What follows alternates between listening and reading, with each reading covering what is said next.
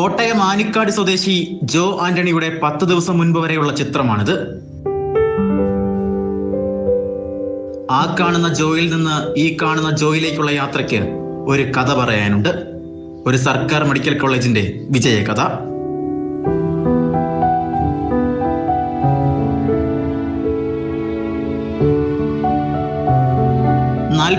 Kilo ഭാരമുള്ള ഒരു tumour ജോയ്ക്ക് വേദനകൾ സമ്മാനിച്ചിട്ട് വർഷം 4 കഴിഞ്ഞിരുന്നു. ചികിത്സയ്ക്കായി പല സ്വകാര്യ ആശുപത്രികളിലും ജോയും പിതാവും കയറിയിറങ്ങി. ജീവന് ഭീഷണിയാകുമെന്ന മുന്നറിയിപ്പിനെ തുടർന്ന് അവരാരും ഏറ്റെടുക്കാൻ തയ്യാറായില്ല. ഒടുവിൽ കോട്ടയം മെഡിക്കൽ കോളേജിലേക്ക്. ഷുവറായിട്ട് ഒരു സെക്കൻഡ് ബോണായി ഞങ്ങൾക്ക്. സാർ നിറയെ ഹോസ്പിറ്റലിലോട്ട് പോയി. ഞങ്ങൾ വേറെ എല്ലാവരും ഹോപ്പും തന്നില്ല. നെഗറ്റീവായിട്ടാണ് പറഞ്ഞത്. ഞാനും നെഗറ്റീവായിട്ട് മെഡിക്കൽ കോളേജിലായിട്ട് വന്നേ.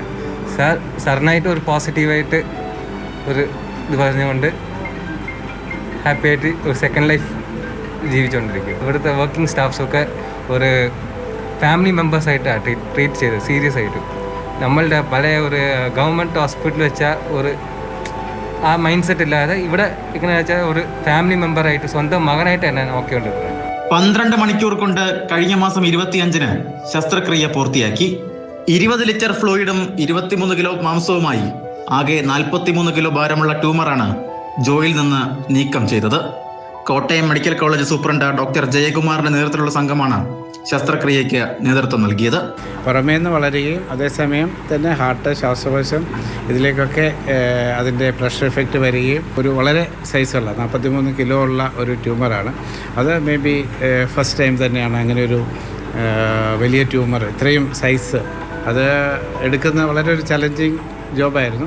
നിലവിൽ കൈക്ക് ചെറിയ സ്വാധീനക്കുറവുണ്ടെങ്കിലും ഫിസിയോതെറാപ്പിയിലൂടെ അത് മാറ്റിയെടുക്കാനാകും. ഒപ്പം 4 വർഷം മുൻപുള്ള ജോ ആന്റണിയെയും തിരിച്ചു കിട്ടും. ഷിനോജസ്റ്റി, മാതൃഭൂമി ന്യൂസ്, കോട്ടയം.